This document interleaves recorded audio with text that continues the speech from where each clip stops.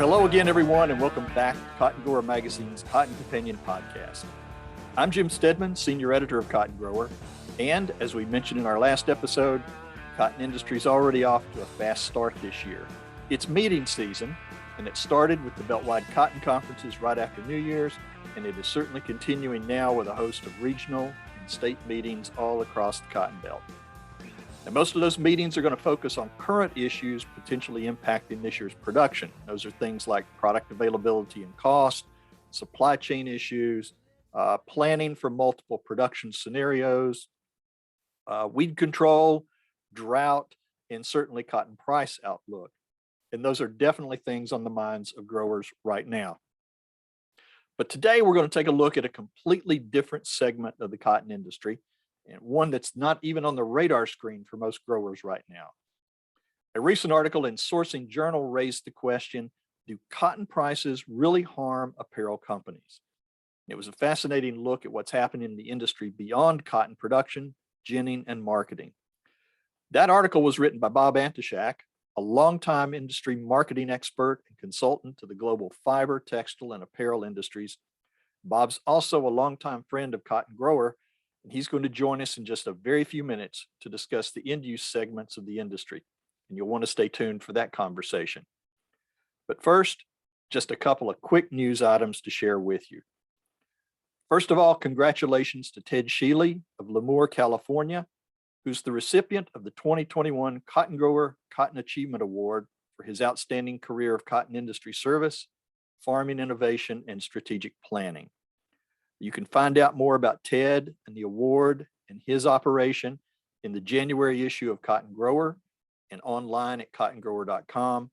We will be honoring Ted and presenting him with the award at a special luncheon coming up in early spring. And second, after reviewing data from additional 2021 variety testing, BASF has announced that they're adding a new Stoneville cottonseed variety for the 2022 season. That's be Stoneville 4595 B3XF. It's an early to mid maturity variety with strong yield potential and a good fiber package that is shown to be widely adapted across the cotton belt. Now, it's not unusual to see new variety announcements early in the new year, and I suspect we'll see a few more coming before planting time, considering how late last season was in some areas. And now let's welcome Bob Antoshak into the virtual Cotton Companion studio. As I mentioned, Bob's been actively involved in consulting and marketing efforts in the fiber, textile, and apparel industries for a number of years. I've known Bob for at least 15 years, and he's a tremendous source of information and expertise for the industry. So Bob, welcome to the Cotton Companion. Jim, thank you very much. Thank you for the invitation. It's a real pleasure to join you on the program. Well, thank you. And you and I have both been involved in the cotton industry for a long time. And quite honestly, I had to sit down and think that 15 years that our paths have crossed off and on, just that number just kind of shocked me a little bit, because it doesn't seem like it's been that long. It has been 15, I'd say. Yeah. But since we usually don't talk very much about the textile and apparel side of the business on this podcast, give us just a little bit of background about things that you've done in the industry and what your current role is.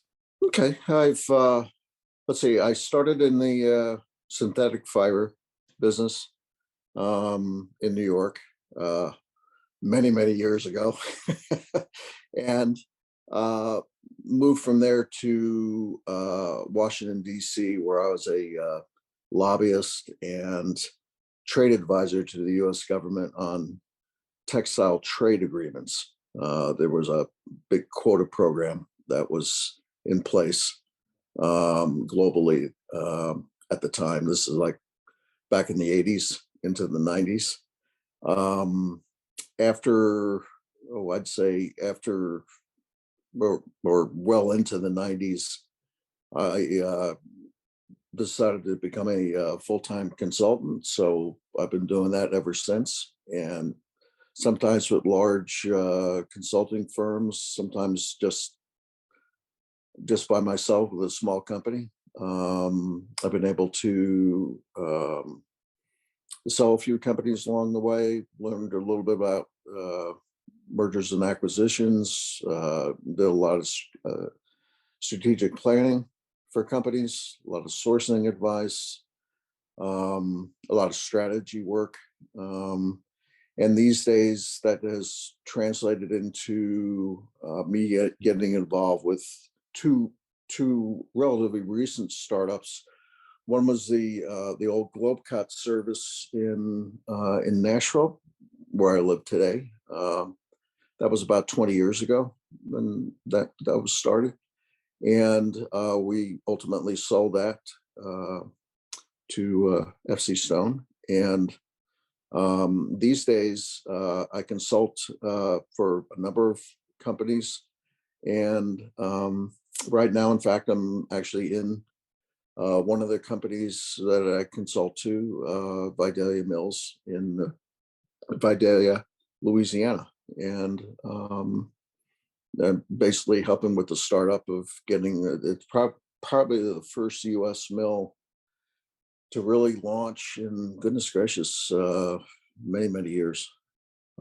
So basically everyone's out of their minds for trying it.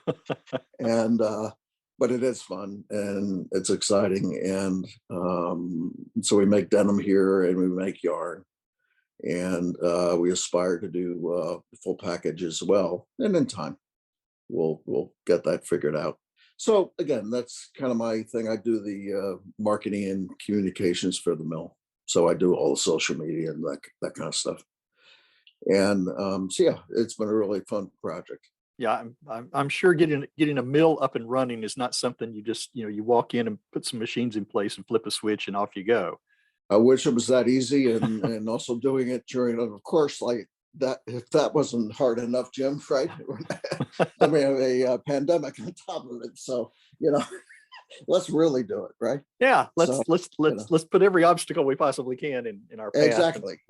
Yeah. So, well, and it seems to be going very well. Obviously, I'm familiar with the Vidalia Mills project and everything, and since you're working in denim and everything like that, I'm sure maybe a lot of our listeners may forgive your statement about working in synthetic fibers back years and years. yeah, that's right. That was a long time ago. That was a long time. I was a kid then. Well, you didn't know any better, did you? I didn't know any better. It's Yeah. like polyester.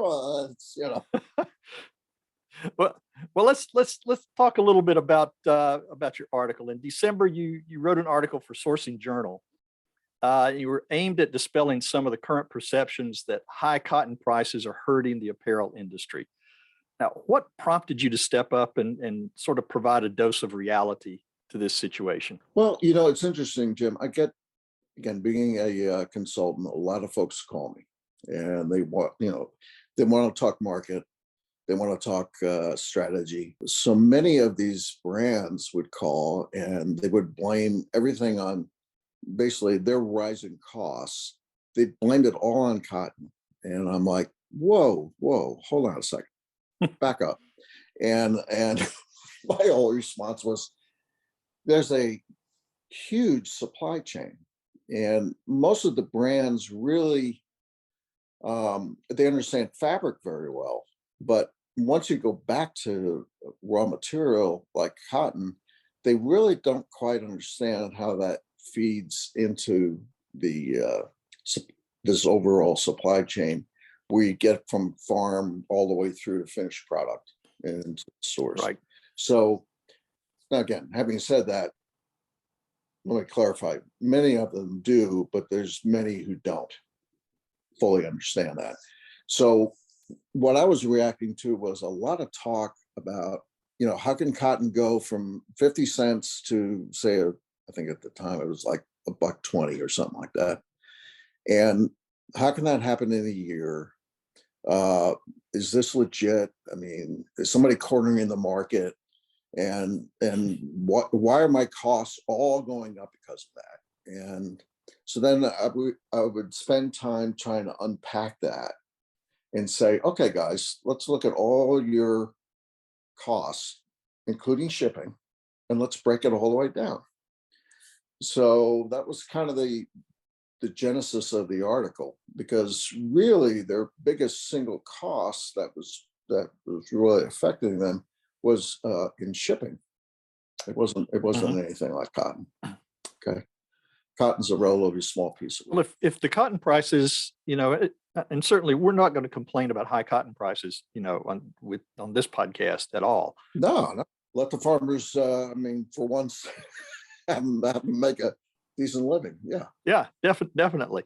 But if the high cotton prices aren't to blame for some of the garment industry's issues, then what are some of the things that do impact them from a cost perspective? Well, what happens is because it's a vertically integrated supply chain, okay? So to go from raw cotton to a finished garment, say, there are different companies all along the supply chain. And every time there's a little adjustment on the previous link in that chain, uh, with their prices, um, that gets passed along and magnified. Mhm. So what happens is there's this aggregated effect that occurs through the supply chain. So by the time, say, you're a mill and you're staring at yarn costs that are like, why is it so expensive? Well, the yarn guys, you know, they were faced with a higher cost, maybe from cotton and also synthetics, and they'll add a little more on top of it as well. So you end up with a first step of magnification. Then it goes to the mill. Then the mill does the same thing. Mhm. By the time the whole thing gets to a brand, an apparel brand, they're looking at heavy costs. And on top of that, then, and the worst part of it is, then we had a supply chain disaster occur because of the pandemic, and the price of shipping finished garments across the Pacific, say, was 3, 4, 5 times as much as what it was previously. Mhm. So when you put all that in, you end up with a really highly inflationary period, um, which is kind of shocking when you consider how deflationary apparel has been for so many years. So you had this psychological whammy as well that occurred. So when I was hearing from various folks, I was kind of like, well, wait a minute, let's just step back a second and kind of analyze this, and don't just do a knee jerk, oh, it's cotton prices causing, which is really overstating. Well, it seems to me it's all just kind of based around simple economics, but they seem to be complicating the process. Yes, it's definitely a supply and demand issue, of course, because it is basic economics. But again, we're shipping into a consumer. Um, One of the things that's unfortunate is that cotton ends up having to be consumed by an industrial supply chain that ends up being consumer facing. So once you have that consumer facing element to it, everyone is afraid to raise prices. So you hear all the belly aching and all the complaining that occurs because it's like, who's going to absorb this? Who's going to absorb it? Well, eventually, they can't. The supply chain can't absorb it all. So what they end up doing is, um, eventually they're forced to raise prices to the consumer, and we're seeing that now with uh, the consumer price index in the U.S. Apparel prices are up for a long time, and this is something I was really puzzled about, and I read about it in the article.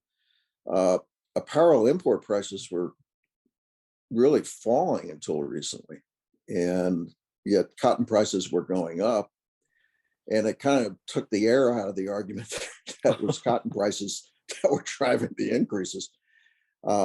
It's really supply chain where most of it was occurring, beyond cotton. So, Well, in your article, and you used an example of the cost of jeans. Uh, mhm. can you kind of review your explanation on how that works? Uh, Yeah, it's like, if you say an average pair of jeans has about, I think it's like a pound and a half of cotton, you know, just rule of thumb. And if you said, okay, a year ago it was 50 cents, that was your raw material cost. Okay, just the raw material before um, being shipped anywhere.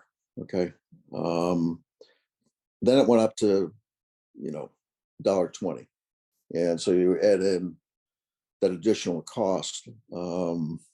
What you would find is that in the finish or in the wholesale price of, say, a $80 pair of jeans, fine, let it go up to $1.20. It's tiny. It's really tiny. And when you look at it that way, it's like, oh, so the magnifying effect of prices, raw material prices, as it moves down the supply chain, everyone's adding in a little bit more, a little bit more, a little bit more plus, a little bit more plus, a little bit more plus. And then you add in a supply chain problem like we had, and with the ports and so on. And the next thing you know, that $80 wholesale price doesn't really go all that far compared to what it did. And so it's kind of a perfect storm of circumstances, and a lot of folks blame cotton for it, and which is unfair. Sort of seems like cotton's been demonized just a little bit in this. It has, and there's always this knee-jerk reaction.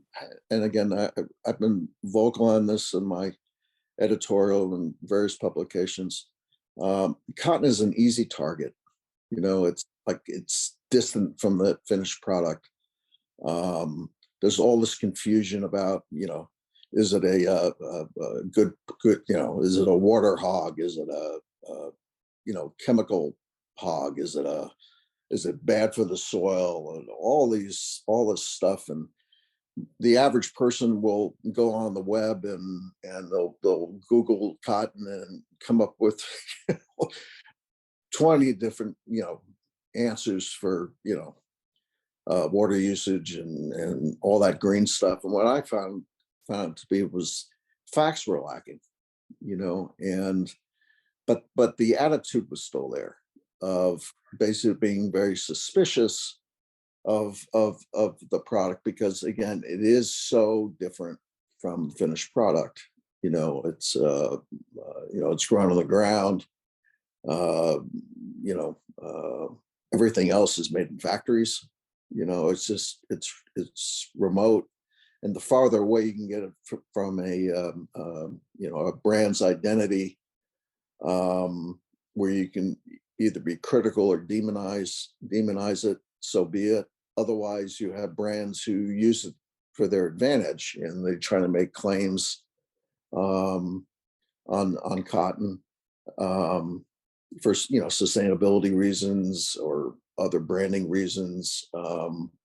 And again, it gets used to a point where in some cases it can be misused, and that misusing is sometimes leads to folks kind of demonizing it, which is just not fair.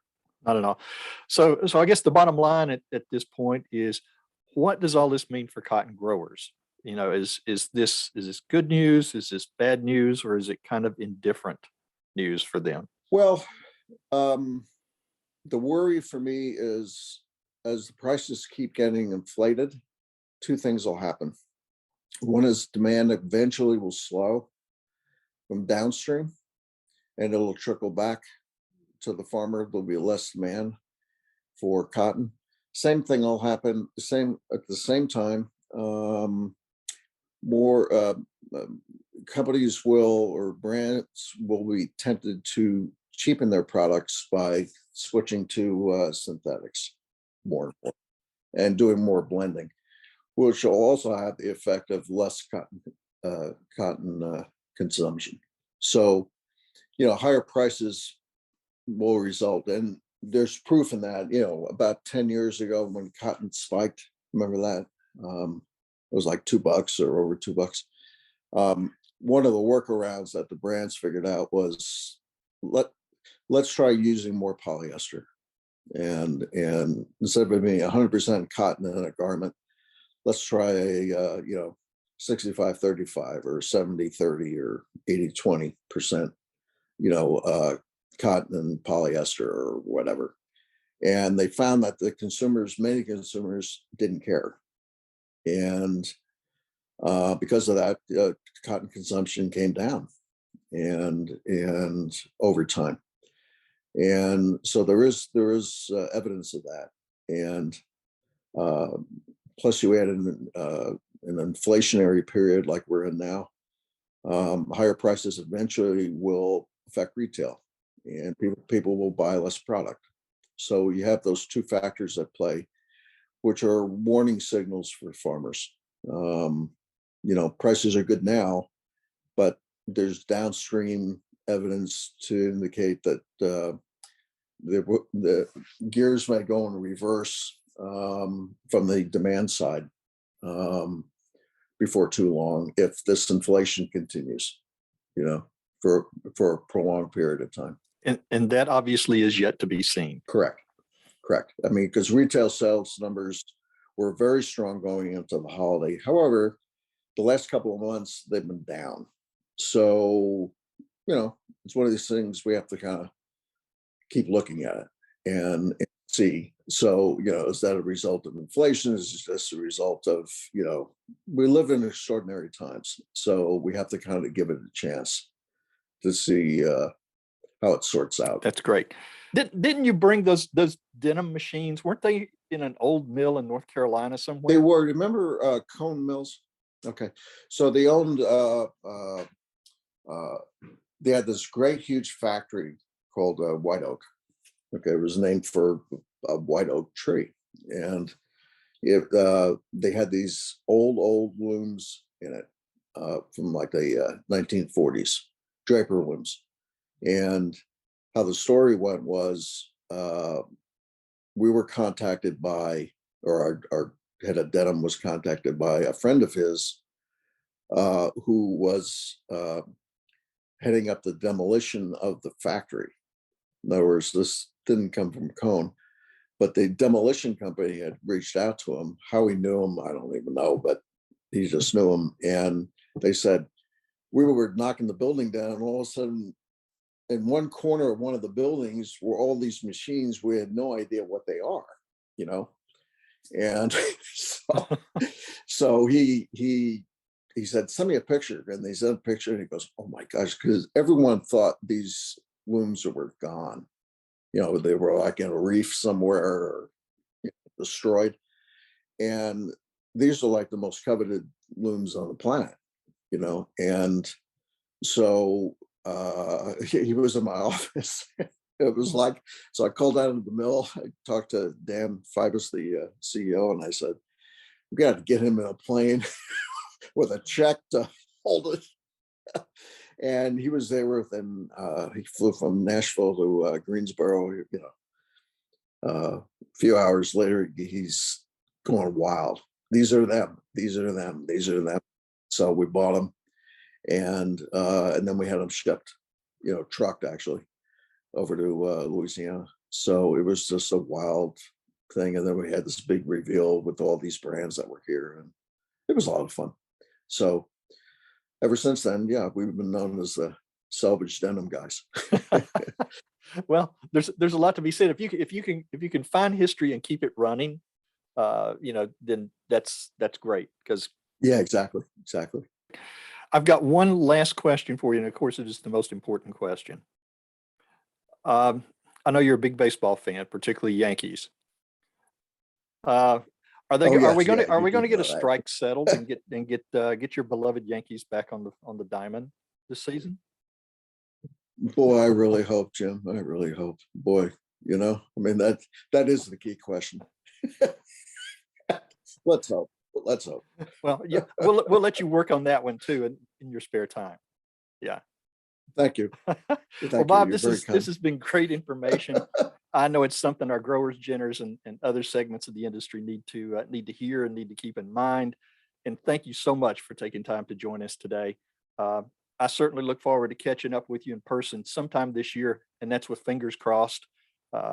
It would be good. It'd be good to get together and just visit for a while. Yeah, it really would be. Thank you again, Jim. This has been a real pleasure, and really enjoyed talking markets. So thank you, Bob. Appreciate it very much. Thank you, Jim. Well, that's it for this episode of the Cotton Companion podcast. A special thanks again to Bob Antoshak for joining me.